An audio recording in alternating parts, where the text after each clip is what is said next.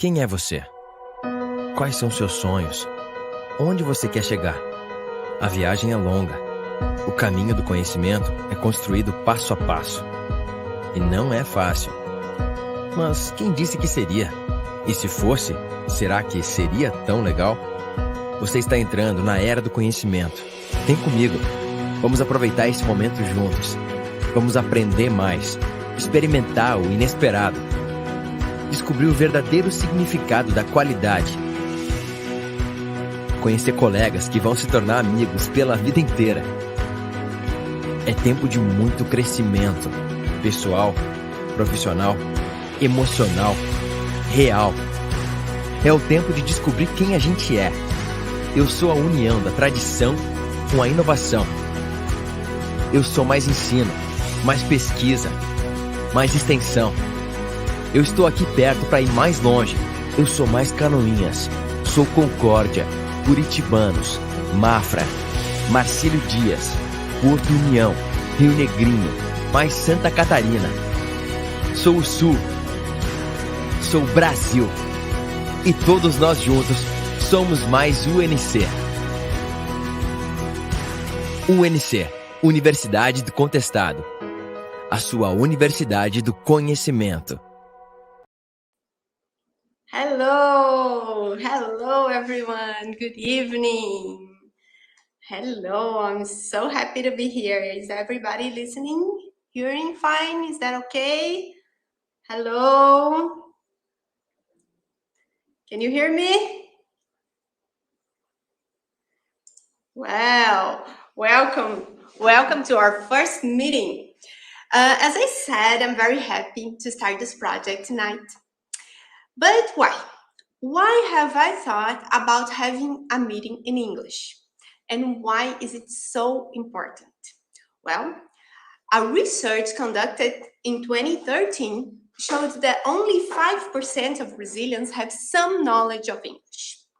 Another research conducted in 2019 and published in 2020 investigated how and where English proficiency is developing around the world. This research found that Brazil has a low proficiency score, placed at 53, behind Uruguay, India, and Argentina. And now you might be asking yourself, but why? Why should I care? I'm from Brazil. I don't intend to move to another country. Why do I have to speak a foreign language? Why? Well, let me tell you why. In today's world, as technology evolves by the hour, the world that was small is getting even smaller. You don't have to move to another country to work for an international company. No, today you don't even have to leave your house. Yes, you can work in home office for a German company, for an American company, or for a Brazilian company and have meetings with other companies around the world at home. Yeah, you know, it might seem a cliche speech, and no, that's not my intention. I'm just talking about how English can open doors for your professional life. And then you ask me, but laws are different around the world. I'm never gonna need English to be a lawyer. Well, that's exactly when you must stop and rethink your words. Yes, laws are different, but our Brazilian companies have business around the world. Our companies need a lawyer to analyze their contracts. Then you say, yeah, we can hire a translator. Yes, we can. But won't it be best to have in the company's team a lawyer that is able to completely understand the contract and analyze several law codes and cases around the world? Yes, this is only an example. So, how about the university? What do we expect of our undergraduate law student? Well, our course is objective, and I am going to read it. I'm going to put it for you. Just a minute. Let me write here. Our course objective is to provide solid humanistic education with analytical skills mastery of concepts and legal terminology, ability to argue and interpret and value legal and social phenomena, in addition to mastery of consensual forms of conflict composition, together with a reflective posture and critical vision that fosters the capacity and aptitude for learning, autonomous and dynamic, essential for practicing law, providing justice, and developing citizenship. Well, let me take it off. Okay. Well, with all that in mind, I have decided to start this project. We don't want to graduate regular professionals. We want to graduate the best professionals. And here is an opportunity to practice your debate, to show the world your ideas, to contribute to the development of ideas. Here we will talk about many things. We will have at least 2 meetings a year. At each meeting, we will choose another theme and set up the schedule for the next meeting. If you have a theme in mind, please let us know. Send us a message, all right? So, before we start, let me explain how this project is going to work. Each meeting will have at most 5 debaters. Myself, my coordinators, I will present them soon, and 2 debaters. Who can be a debater? Well, any professor, any student, or undergraduate with an advanced English level. But what does that mean? Well, if you can understand us tonight without using the subtitles, and if you can express yourself in English, you can be a debater. So, subscription. After each meeting, the subscription for the next debate team will be available. For this next debate team, the subscriptions will be available until October 29th. As I said, we will accept 2 debaters for each meeting. So here's what we are going to do. We will have a previous meeting with the subscribers. In this meeting, which will be spoken in English only, we will get to know the new team of debaters. We will get to set our goals for the next official meetings, okay? If you have any doubts, please send me an email, okay? My email address is patricia.mw@professor.unc.br. I am going to write it down here on the comments, okay? My email. So you guys can send me. Okay. There it is, okay? That's my email. So, for those of you who just want to watch, you can comment here, okay? Comments are very welcome, but you have to use the English language, all right? So, about the meetings, what are we going to talk about? We're going to talk about civil and criminal law with the objective of practicing English and getting to know more about other law systems. We do not intend to compare or define which system is better or worse, no. Our intention here is exclusively academic in order to add knowledge of different views of laws, institutes around the world, law systems, okay? So, for all that, I needed help. So I'm going to introduce my coordinators, the girls who made it all possible, the girls who are by my side since the beginning, who helped me in every step of this project, the girls who gave ideas. To these bright girls, my thank you very much with all of my heart. Let me add them to the transmission, Sabrina Kalinski and Carolina Clemente. Please, girls, introduce yourselves. Okay, hi. I'm Sabrina. I'm in the 4th semester of law here at UNC. I lived in California in 2018, and I'm an English teacher since I was 16.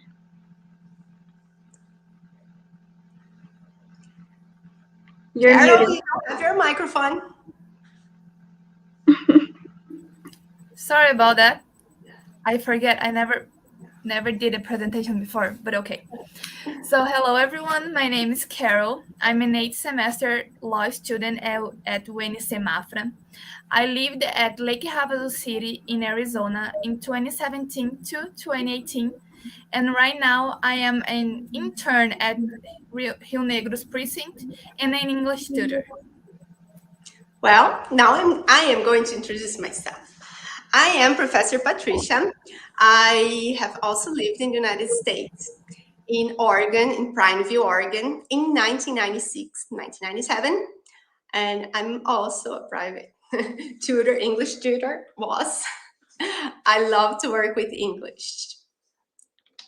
Well, that said, I am going to introduce our tonight's debater, Carlos Jean Grabonski. Let me add him to the transmission. Carlos, welcome. Please introduce yourself. First of all, thank you for the invitation, teacher. I am Carlos Jabrowski. I am currently at the fourth semester of law here at UNC Mafra, and I've been studying English for about 5 years and a half, 6 years. Great, thank you. Thank you very much. I'm very happy our team here is complete. Well, now I am going to talk about our theme, how we chose it. And this is a funny story. When I invited the coordinators to join my project, we came with 3 different ideas of themes. Sabrina wanted to talk about the refugees. I wanted to talk about sustainable environment. But Carol, she didn't accept it. She was strongly against our ideas. She said, no, we must talk about something strong, something that hurts, something that people usually don't want to talk about, something that must be discussed and stopped. Let's talk about crime against people. Let's talk about rape. Sabrina and I, we were like, oh my gosh, yes. We agreed. Our first meeting must be about something that goes deep in our soul and that might help someone. Many victims of rape don't tell anyone. Sometimes they even blame themselves. So yes, this is a theme that must be discussed and people must be able to say it out loud. Stop. Rape has been happening since the beginning of times and we are still fighting it. Our discussion here will be an alert. Alert the victims, alert everyone. With that said, I promise I'll stop talking. And now Sabrina is going to talk about consent. Sabrina, please. Okay, thank you.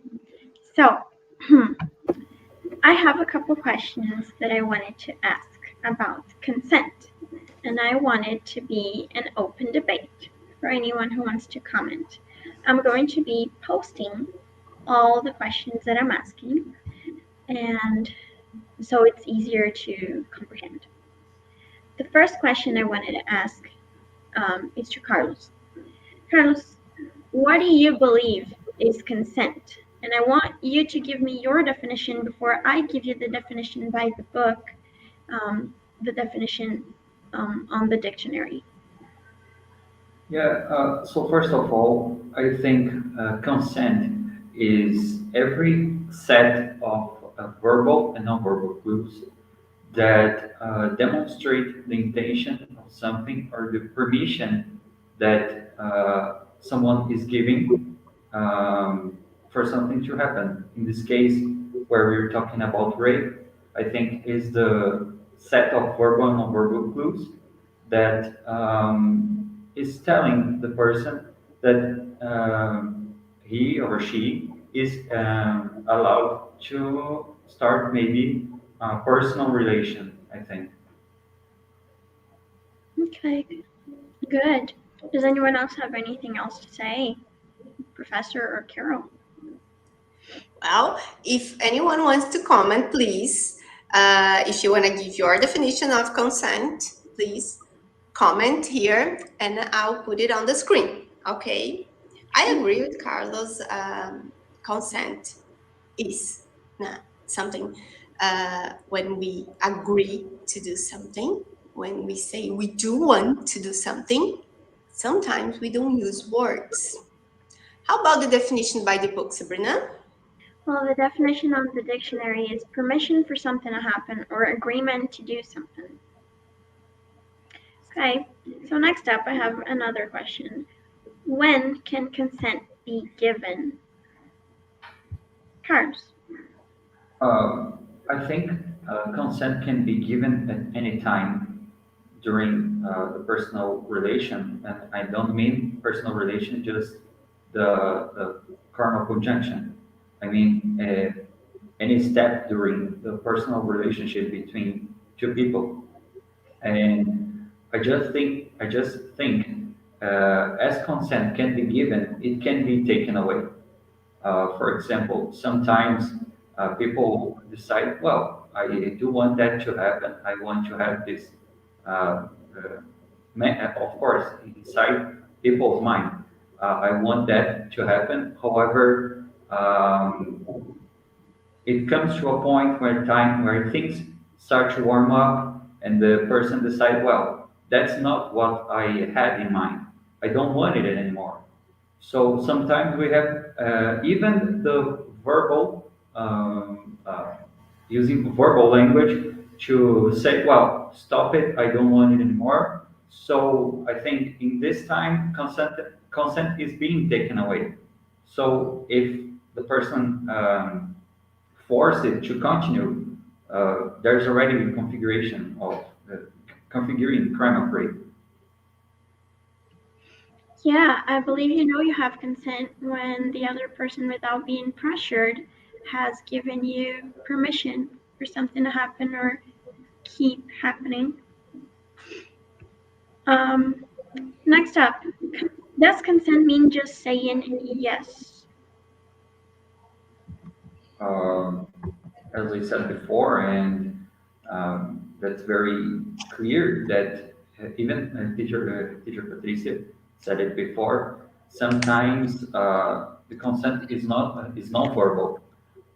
So sometimes uh, there won't be a yes being said to a question.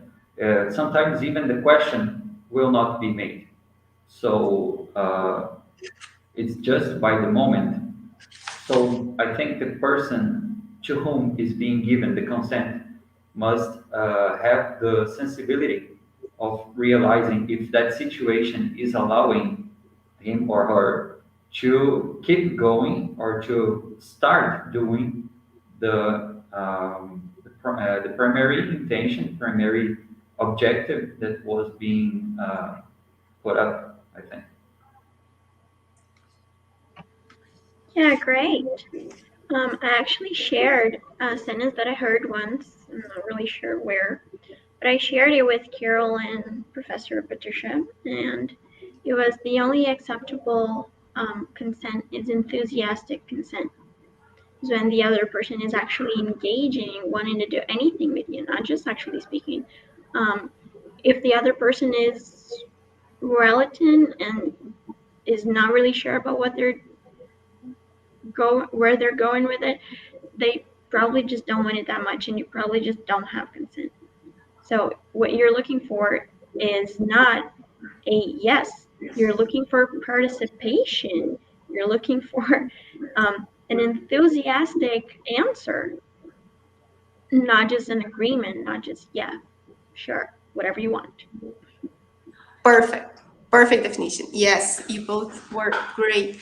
And I want to comment something when you asked about when and if it can be taken away. No, you both have already said, I agree with you both.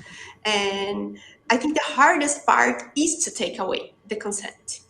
But if the victim, let's talk about rape, if the victim has consented to do something, but in the middle of something or before it begins, the victim decides that I don't want it anymore. That's the hardest part. And that's exactly when the victim sometimes don't say anything.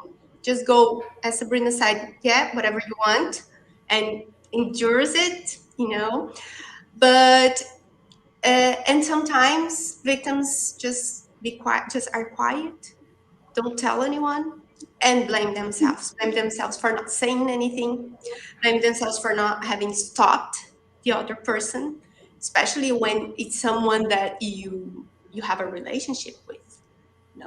So those are points very important and very hard to talk about. I saw here that we have a psychology student. Welcome here. You can debate with us in this case, especially because of psychological reasons and stuff. We invite you, Maria Eduarda. Welcome. Well, about that, I have another thing I want to say. Sabrina, she shared a video with us, with Carol and I. And that video, I loved the video. It was about tea, right?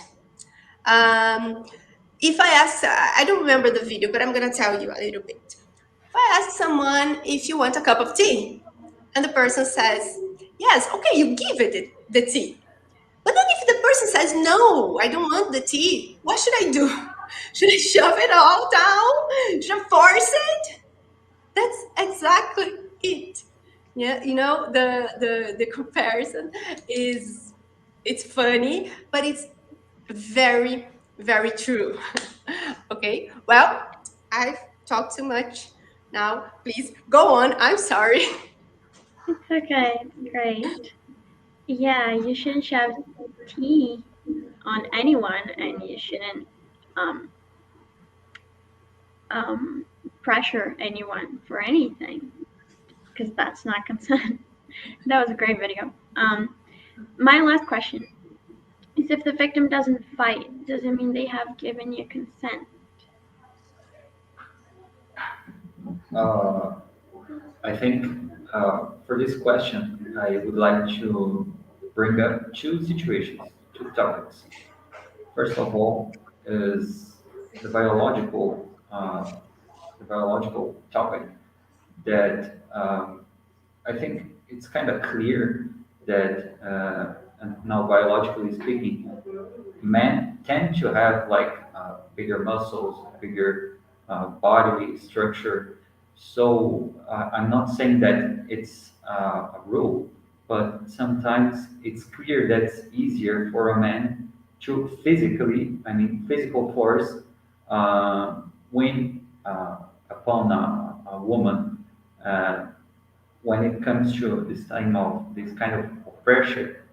But and for because of that, because of this bigger force men tend to have, uh, this will make the victim fear for her life, and fearing, the victim may not try to fight because she knows that if she tries to fight against that man, uh, she's probably going up to end up losing this fight, and the damage can be bigger to her than it's already being done.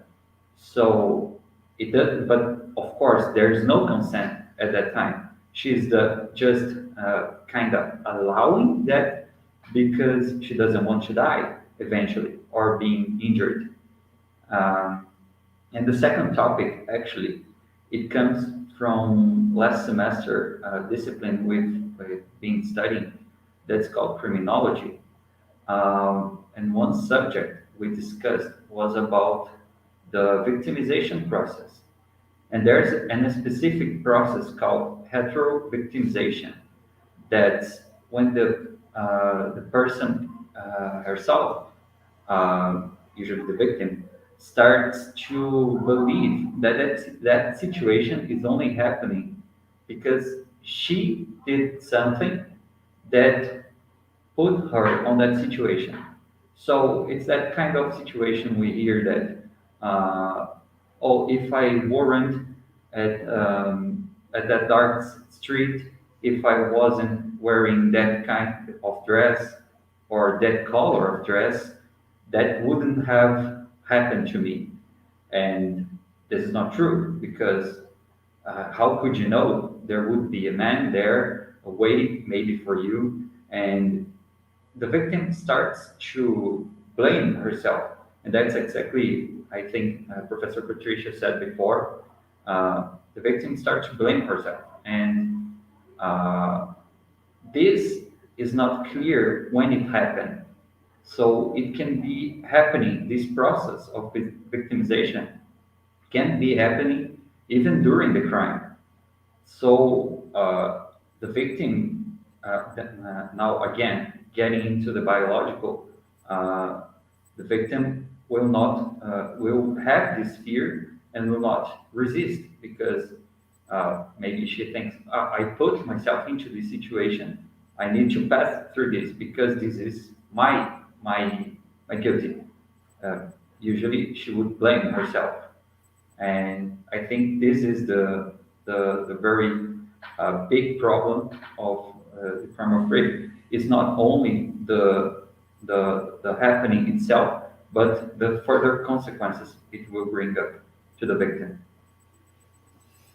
I have an additional thinking, I may say, that when you said about the clothes of the victims that the victims were wearing, there is an artist, I don't know her name or its name, but it made an exposition when people were raped. So you have in what they were wearing. So they were children's clothes, a burqa,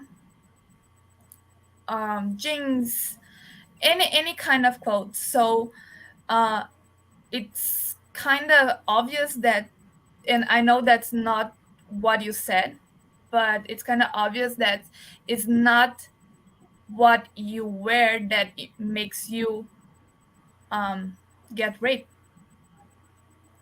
That's it.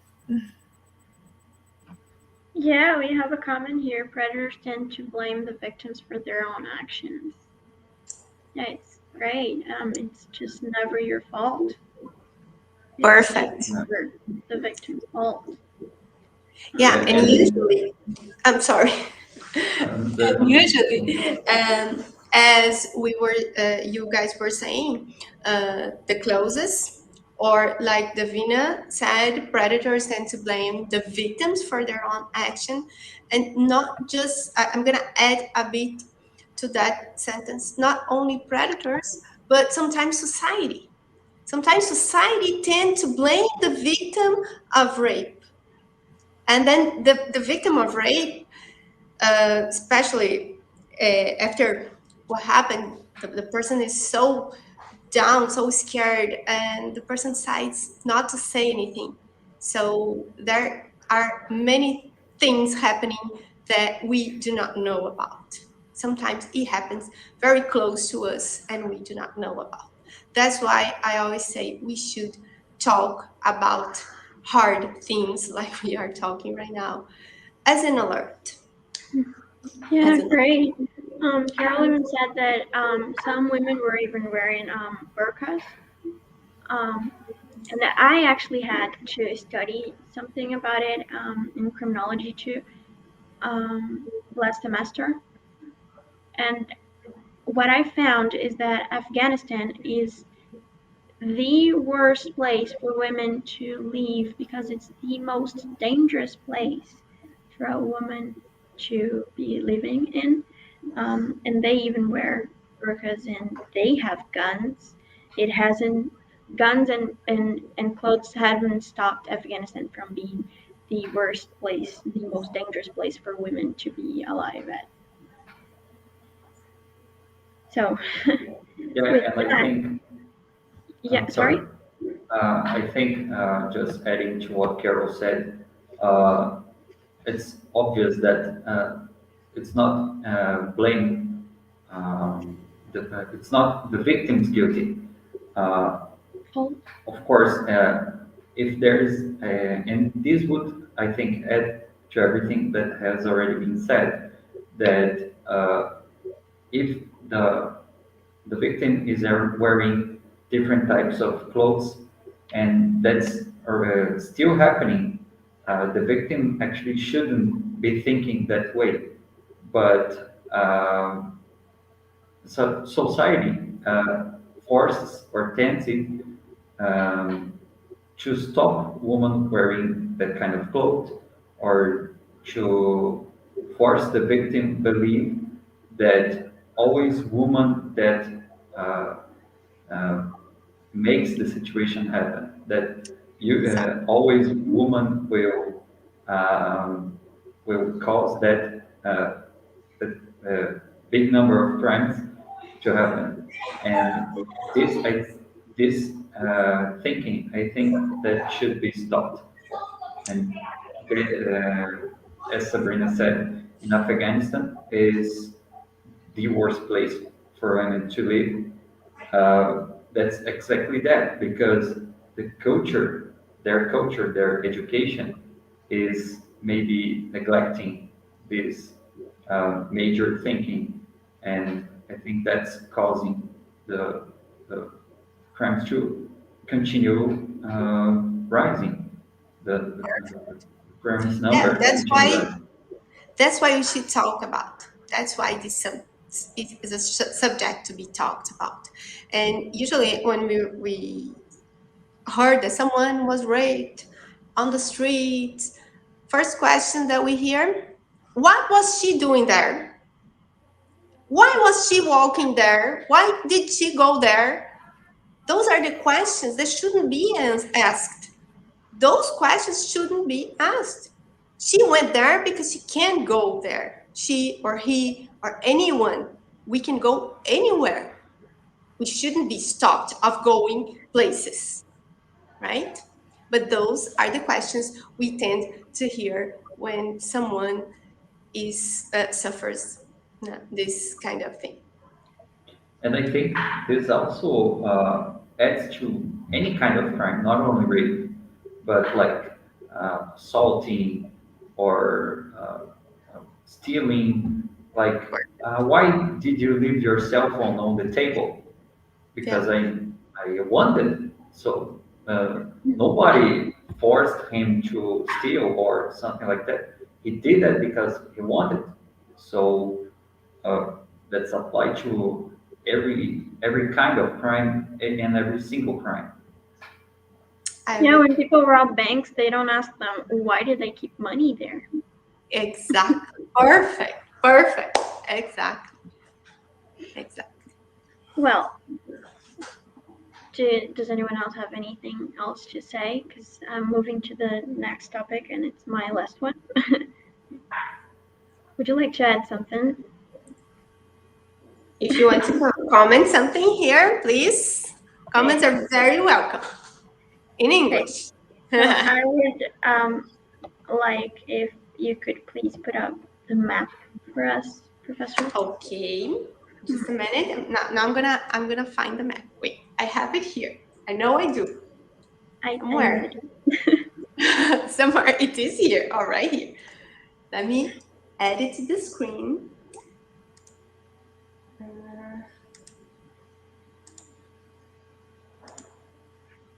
Wait, right there.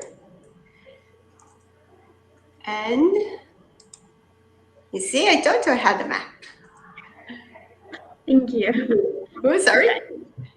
So we're not here to compare the systems, Brazil and the US, but we do have a difference. In Brazil, we have civil law, and the US, we have common law. And with this also comes the fact that in Brazil, every single state has the same law and has to follow the same thing. But in the US, each state has its own independency and they can make up their own laws. So in Brazil, whether you think it's morally right or not, the age of consent is 14 years old in all states. But in the US, it varies a lot, as you can see on the map. I looked up 5 states. I looked up the 3 states that we lived in, me, Carol, and Professor Patricia, and a couple more, just to vary a little bit. So in California, the age of consent is 18 years old. In Arizona, it's also 18 years old. And in Oregon, it's 18 years old too. But in Alabama, it's 16, and in Colorado, it's 17. So it is a territorial law. So you could be 17 in Colorado, and it would be fine for you to have a partner over the age of 18.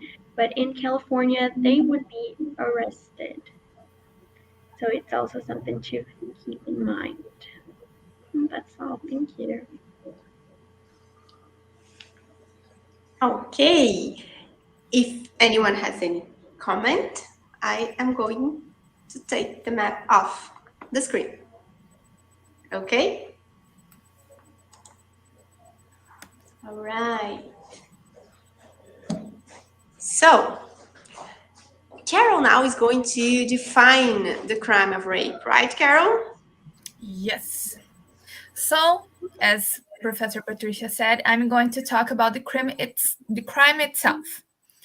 The definition of rape by the criminal code here in Brazil is to compel someone through violence or serious threat to have carnal conjunction or allow another libidinous act to be performed with it. In the US, the definition of rape is given to us by the FBI, and it says, the penetration, no matter how slight, of the vagina or anus with any body part or object, or oral penetration by a sex organ of another person without the consent of the victim. I don't know if everybody knows that, but a rape crime is a common offense. That means that everyone can be either the victim or the author of the serious crime. For example, man against woman, that is most common, man against man, woman against man, and woman against woman. We have a lot of types of rape, and we have a legal charge for each one. So here in Brazil, the legal penalty for a rape crime is imprisonment from 6 to 10 years, imprisonment from 8 to 12 years if the victim results in bodily injury of a serious nature, or if the victim is under 14 or over 18 years old. My bad. Is under 18 and over 14 years old. And imprisonment from 12 to 30 years if the conduct results in death of the victim, of course. As we said earlier, in the US, the legal charges changes according to each state. So I'm going to talk about the 3 states we have lived in. So in Arizona, the rape crime is read by Rs 13-1406, and it says imprisonment from 5.25 years up to 14 years if the victim is at least 15 years old. Imprisonment from 13 up to 27 years if the victim is 12, 13, or 14 years old. Life in prison if the victim is 12 years old or younger. And it's valid to say that the sexual assault sentence applies only to defendants who are 18 years old or older. So less than that, they are not considered, they are not judged as an adult. In California, there is a mandatory sentence of 3, 6, or 8 years in a California state prison. a fine up to $10,000, a strike on your record, and it's also valuable to say that up to 3 strikes in a sex crime offense leads to life in prison. Up to 11 years old in prison if the victim is under 18 years old. Up to 13 years in prison if the victim is 14 years old or younger. And an additional 3 to 5 more years in prison if the victim sustains a significant bodily injury.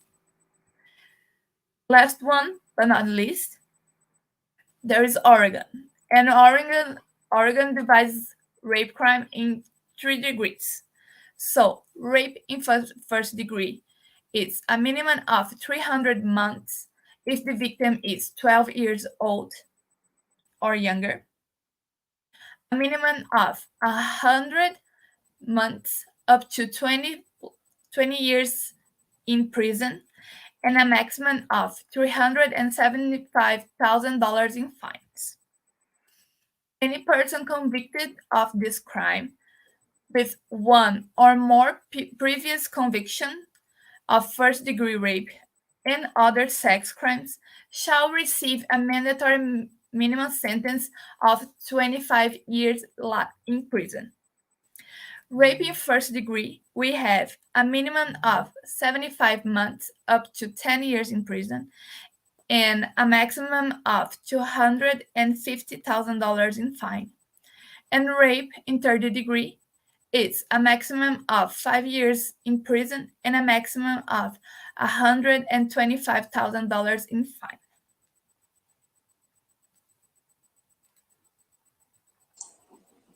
Well, thank you, Carol. Thank you very much. You see how different the law systems are. As I said in the beginning, we don't want to compare or define which one is better or worse, but it's interesting to show the differences, show how we see this kind of crime in Brazil, how it's seen in the United States, in other in different states of the United States. It's very, very interesting. I just wrote it down here when Carol was defining the crime of rape, and I wrote it down the word serious threat. What is serious threat? You know, now I got thinking about that because sometimes you don't have a serious threat that anyone else can see. Only the victim can see.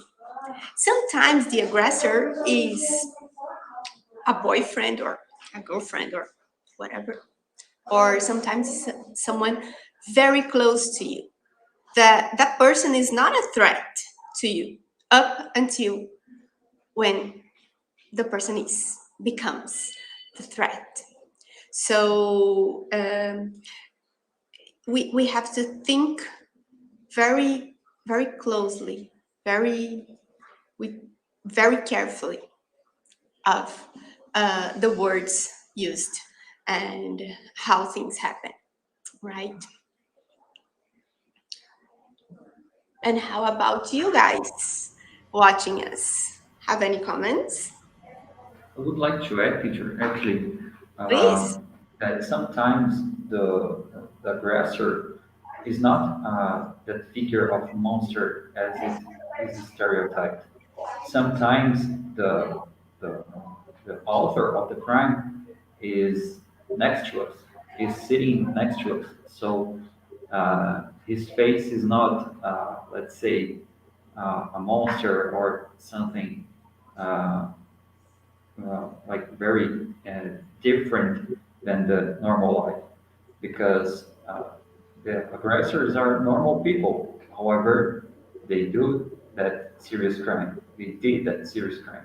So I think this is actually the point, because we need to have this in mind, this sensibility as well, when the person is trying to come closer to someone and starts doing maybe suspicious actions against someone, and this is exactly the time where we should try to protect someone if someone is needing. Of course, this we can only help if we know what's happening, because as most of this kind of crime happens within house or familiar relationships, so it's very difficult to really detect that possibility of the crime happening itself. So this is this is the point we should be discussing, because sometimes it can be happening by our side and we are not realizing it, we are not feeling it happen, and when we realize, it may have already happened once, twice, three times, God knows how many times it can have already happened. Yeah, the first time that we actually said that rapists aren't monsters, we just said that sentence, me and Carol. We were like, no, rapists aren't monsters. And then Professor and Carlos were like, What? what are you telling me right now? We were like, what? They didn't understand the concept because we hadn't shared the concept, but we just knew what we were talking about. We just knew that sometimes it's the father, it's the stepfather, it's someone really close to you, it's somebody that you truly trust, it's somebody you're going to trust with your child, it's somebody you're going to want to get in the car with. It's not going to be a stranger. You're not going to be picking up a lift, for example. It's going to be someone from your family, it's going to be someone from your circle of friends. And people find that really hard to believe because they want to place these people in a box and they want to say, no, they must have something in their heads. They must be sick. They must be ill. But they're not ill. They're just people who think that they have some kind of control or power over other people's bodies and wishes. So they're not monsters. They're human beings.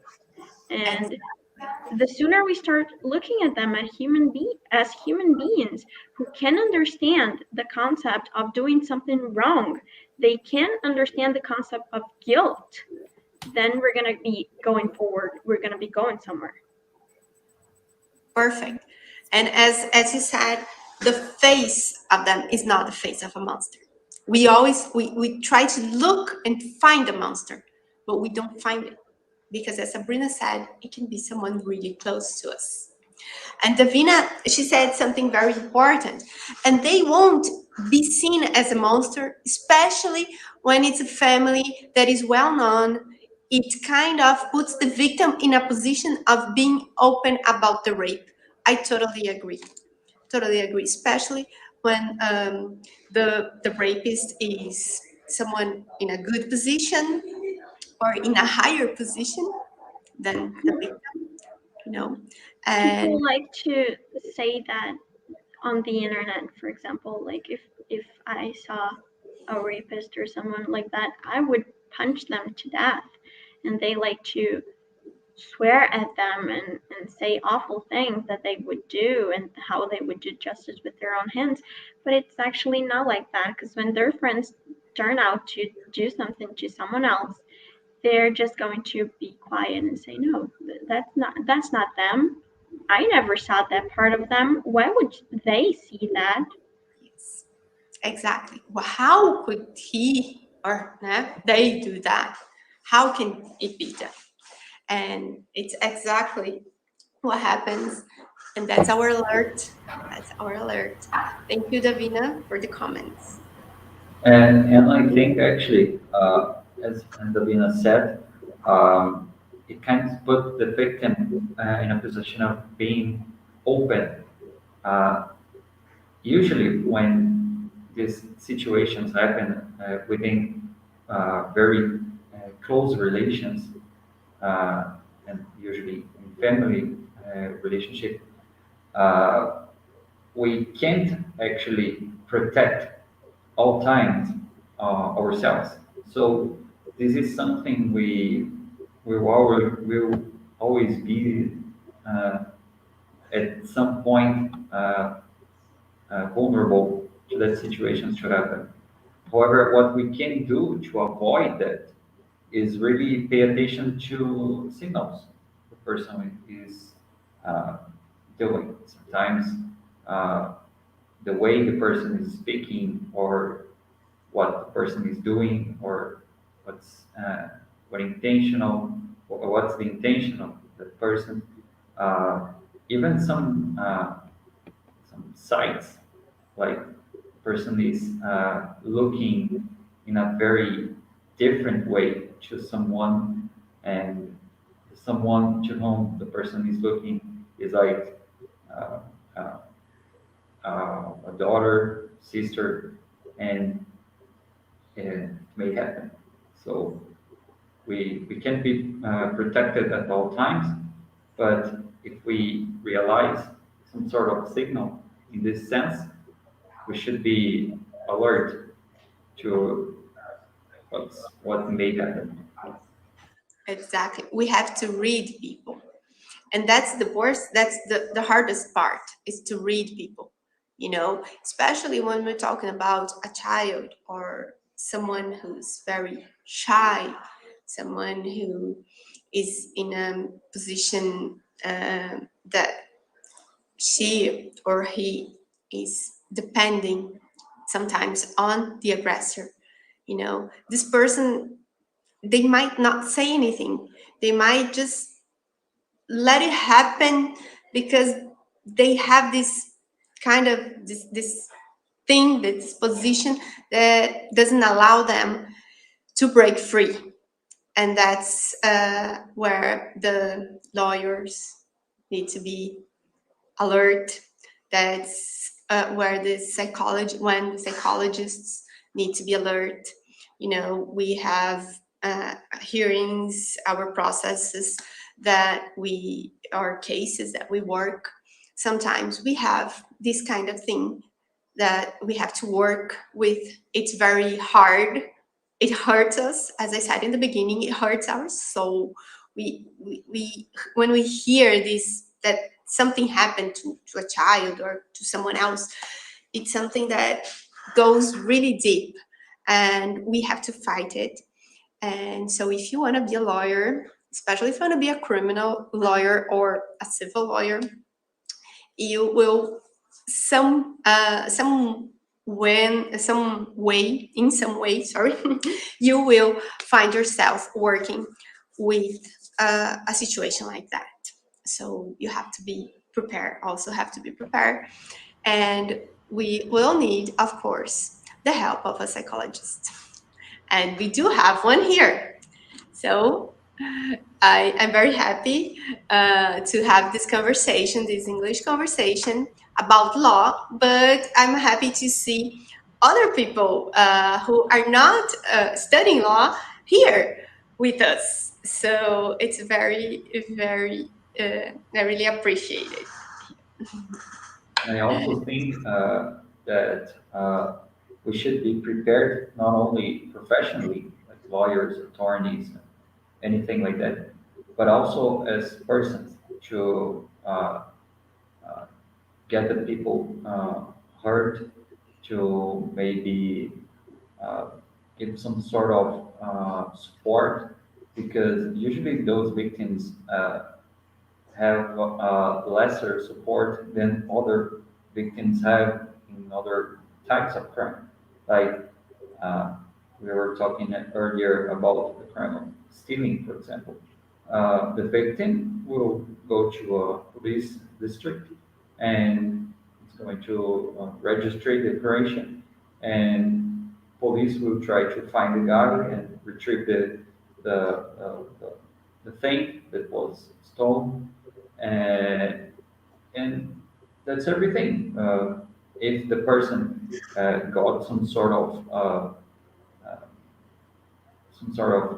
hurting, psychologically, physically, it will treat her themselves, but it's not something that we really need support from society, from experts in psychology or any another area of science. But when you talk about this kind of crime that's really that hurts really deep, we should really need social support. We should have prepared psychologists, prepared doctors, and of course prepared lawyers to find a better way to avoid that situation to happening again, and applying the penalty to the person who really did that crime. Yeah. And it all goes back to the beginning. It all goes back to consent. It all goes back here to if the victim doesn't fight, does that mean they have given consent? Yeah, That- sometimes it just it's a fight or flight mode, right? You just don't do anything, and people judge people for not doing anything, but you don't know what you would do in their situation. Exactly. You say that you would punch them in the face and, I don't know, key their car, but maybe you wouldn't. Maybe you'd go into shock. Going into shock is actually very common and people don't talk about it. It's funny that you said that because, like, in my situation, I've never been raped, but Thank I you. was sexually assaulted by a teacher, not at the university, but I am the type of person that it's when something happens to me, I talk out loud and I say, no, that's wrong. I didn't like it, or I go forward with this. But when it happened to me, I was like, I couldn't move. I was like this. And then I called my boyfriend. I was crying. It was horrible. The principal of this course I was taking, he said, oh, I didn't sleep for a night. I didn't sleep for several nights. I was the victim. And the teacher just received like a notification. It's like they didn't give any punishment for him. It was horrible. And after all, I have to see my aggressor every single day. Like anything had happened, it is horrible. And I know that it's not the first one or the last one, but it always happens. Of course, it happens with children, with men, but mostly with women. And it's very, very sad. And it's very sad to hear that nothing happened to the aggressor, just a notification. That's really, I don't even have words to describe what I'm feeling right now, because it's like, it's okay, but it's not. It's totally not. It's terrible. How can it be okay? How could you had to go to class and watch the class and see the aggressor again and again? That's horrible. That's horrible. And How I could he wasn't the only one. What? I wasn't the only one. A lot of girls talked about it, but Imagine they that. didn't do anything. Oh my god, that's so revolting. Imagine Yes, and that. I think this is exactly the point that we were talking about just now. Uh, there should be the preparation of lawyers to really face this kind of case and really punish that. Of course, in your case, the person wasn't punished, and that maybe caused even a worse effect on you. Like Yeah, as you and said, the principal talked like it was an inconvenience. Exactly. Like, I didn't sleep for a night. Good for you. I didn't sleep for 7. Exactly. And he didn't even got fired. It's like at the least they could do, but At it least. didn't. Oh I my agree. God, it's I agree. Yeah, it's revolting. discussing what happened, the situation, and how it was dealt. It's discussing. Totally discussing. Revolting. Revolting. Exactly. I, Exactly. And what we were saying about the reaction, we don't know our reaction. We don't know what we will do. I've never been robbed or raped, but I don't know if I get robbed or raped or something. I don't know what I'm going to do. How am I going to react? I ask myself, how am I going to react? I don't know. Sometimes we think, no, I'm going to fight. But what if we don't? So if the victim doesn't fight, doesn't mean they have given consent. No. That's the question we have to ask ourselves. That's the question we have to take it and always look at the crimes like that, thinking about questions like this. And also this one. Does consent mean just saying yes? As Sabrina said, we need enthusiastic consent. We need to engage.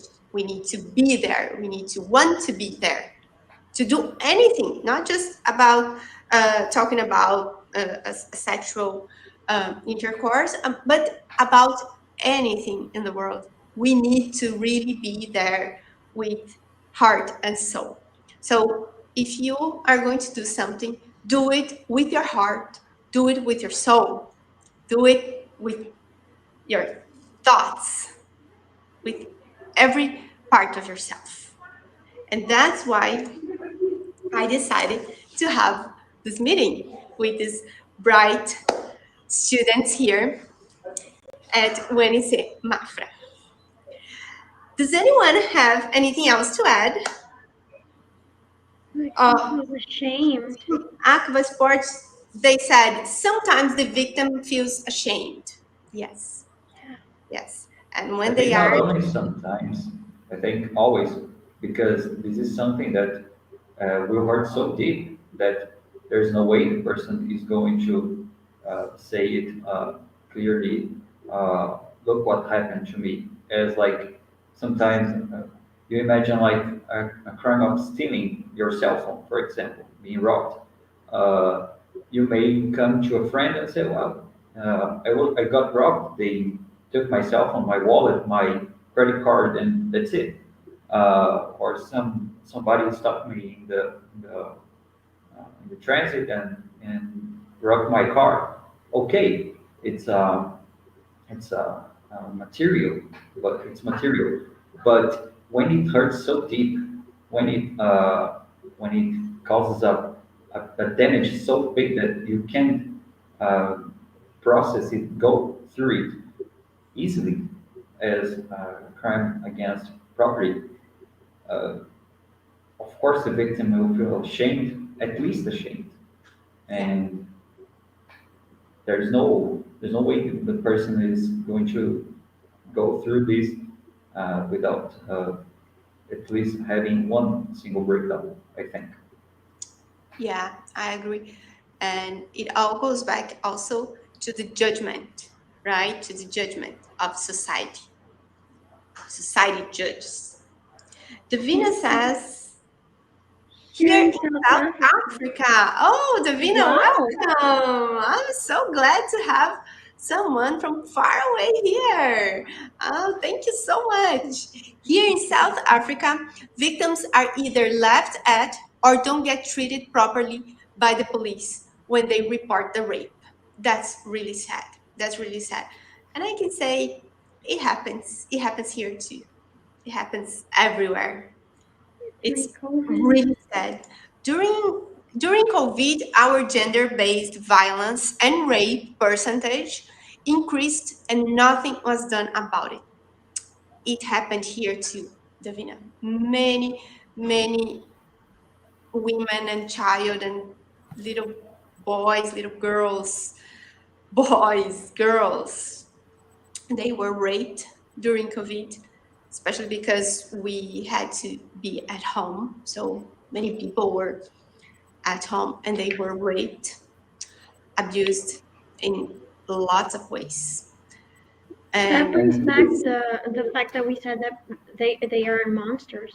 Sometimes they're just living under your roof, the same roof you've been living in for your whole life.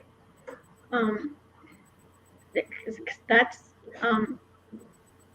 like during COVID, we weren't leaving our house, so it couldn't be a stranger outside or like someone in a dark street. It was somebody from your own home, so you can just call them monsters. Sometimes you have to call them dad. exactly. And this is really sad.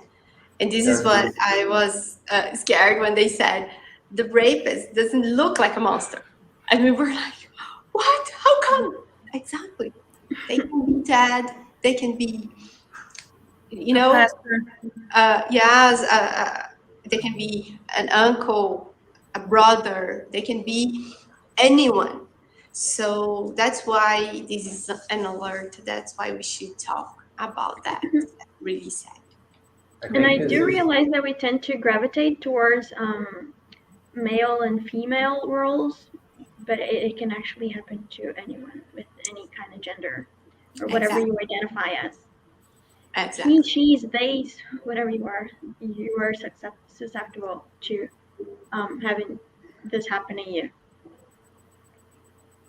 And In fact, I think that brings us back to that discussion we've done. We have already talked about the criminal being under roof, as it has already been said. Uh, COVID, I think, was an alert for us that we were being forced to live more at home, and the crimes just the percentage just rise. So this is an alert saying that usually the rapist is inside our home. So that this is an alert that we don't actually need to focus that much on the streets, on the dark street, but we should be focused.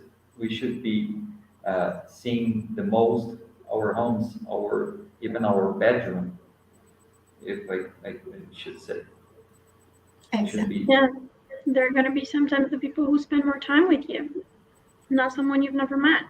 It's actually, if you look it up, it's actually really hard for it to be someone you've never met. It's hard for it to be something very violent. We can identify it when it's violent. We can get mad at it. We can say, Jesus, that's awful. When it's bloody, when it's messy. But it's very hard for people to come out with these claims when it's actually someone really close to them. Exactly.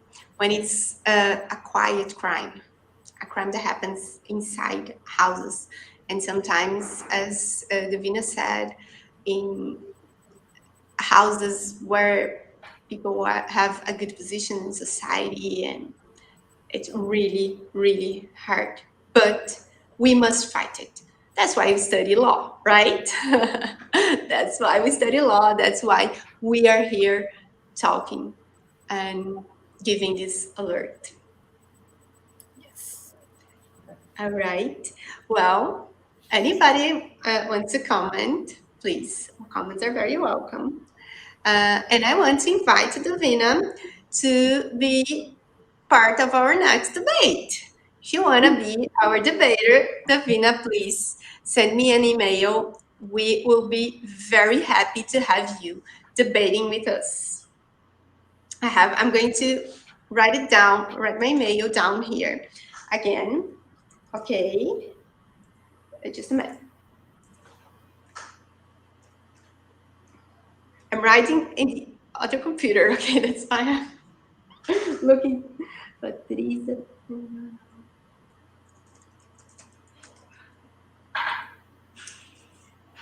Okay, Davina, you're invited, but not just you. Anyone else who has enjoyed tonight, please subscribe to be our debater. Susan has said something. Let me see. talking about harassment, some of the aggressors just say it was a compliment and the victim is overreacting. Totally agree. Totally agree. Yes, they put the blame on the victim and they say that what they did was right. They had the right to do that. It was okay.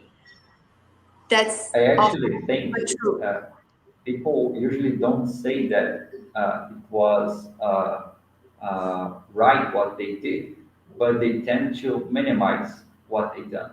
So they, as Susan said, they wouldn't say that it was a crime; it was a compliment. They were compliment the person. But of course, when you have this crime happening, there's no way it's a compliment. There's it's just unthinkable how the aggressor came up with that idea, in my opinion.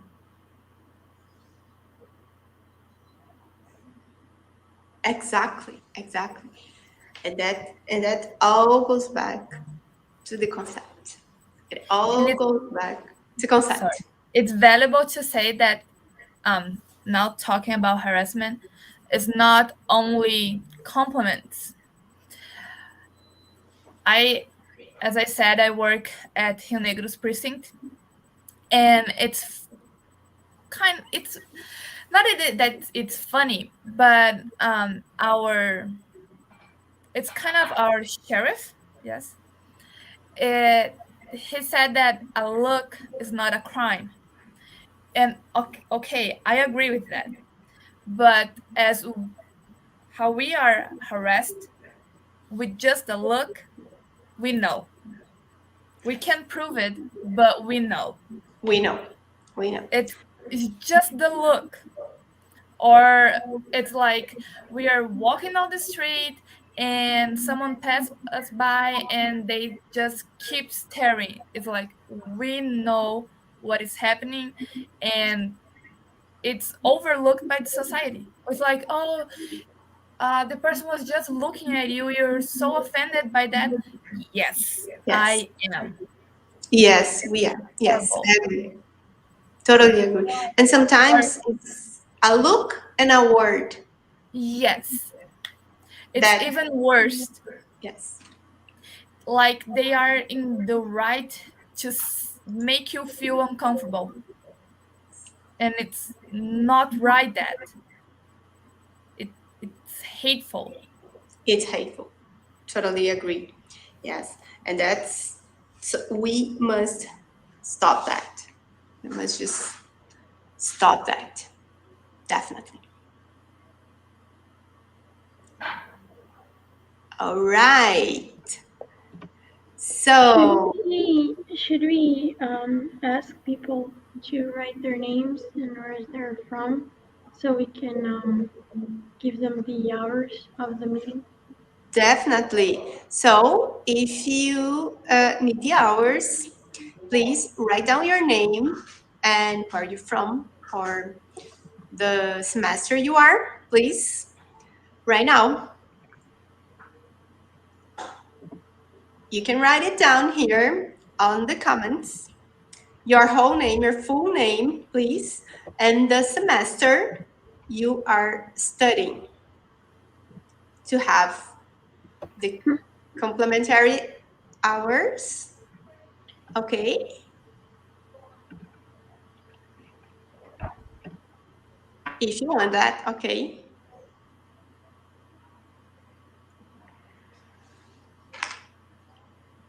Guys, can you hear me? Carlos, he said, huge congratulations for this initiative and volunteering to discuss this relevant issue in English. Wow, you're awesome. Thanks, you're inspiring. Thank you very much. Thank you very much. We have worked very hard for that to happen. Thank you, Carlos, very much.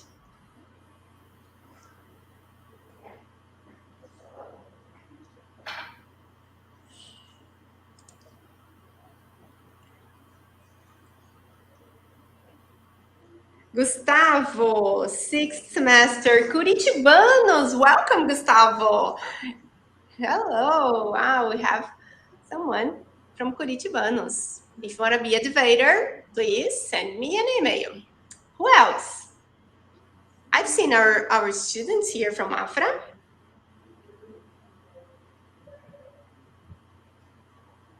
A lot of people from Afra. Camille is from Afra.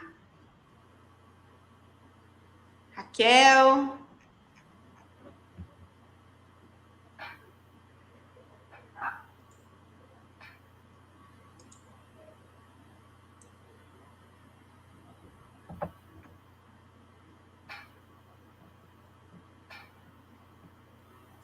Well, while our students write their names, I want to thank my coordinators. They have been here with me all the time, during the whole time, since the beginning of the project. Thank you very much. I want to thank our debater, Carlos Gravonsky, also our student. Thank you for being here. I want to thank the university for supporting us here to do that. And I want to thank our families for the support. I've seen Sabrina's mother here commenting. I've seen my dad going like this. I've seen my sister commenting, and my fiancé, Carlos, writing down this amazing comment. Thank you very much. I love you. I'm very, very happy. Okay, and I want to thank my students, our law students here at Mafra, from Curitibanos. I want to thank Davina for being here from South Africa. It's amazing. Lots of people here from Mafra. Thank you for supporting us. Ellen, thank you. Thank you very much. Mafra, oh, 4th semester, 6th semester. Excellent initiative, very interesting. Thank you. Cool.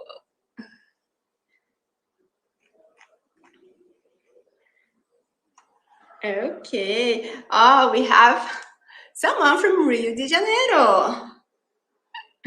Thank you. Okay. We have someone from Massachusetts. All right. Close to Black River, right?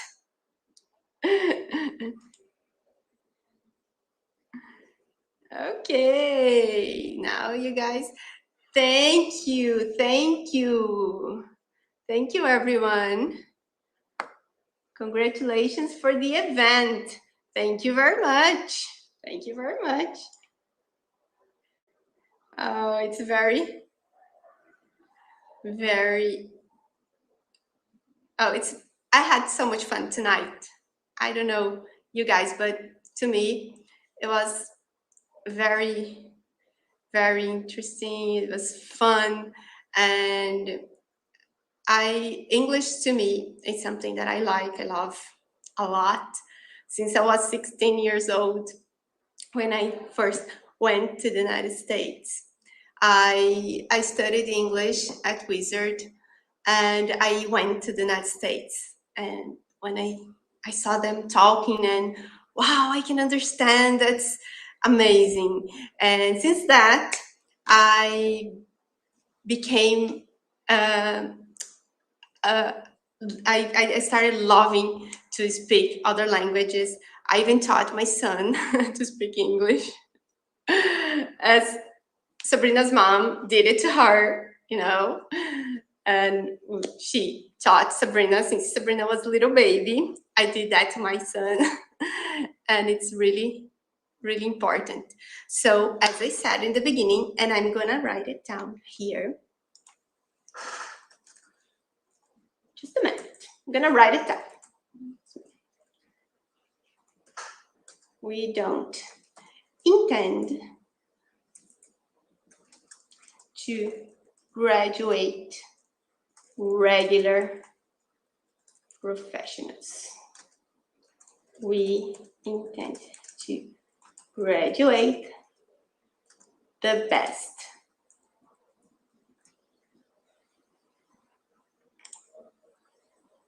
That's what we want.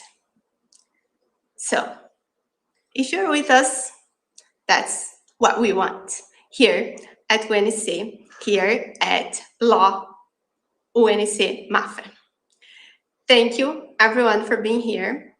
We are going now, and we expect the next debater. I will let everybody know, okay, and the subscriptions are open, so you guys please subscribe to our project, to our next meeting, that I think it's going to be about the refugees, right, girls? Hopefully. Because it was my intention from the beginning. We will be talking about the refugees. So if this theme is important to you, if you like it, please join us. Okay? Good night, everybody. Bye-bye. Good night. Bye-bye.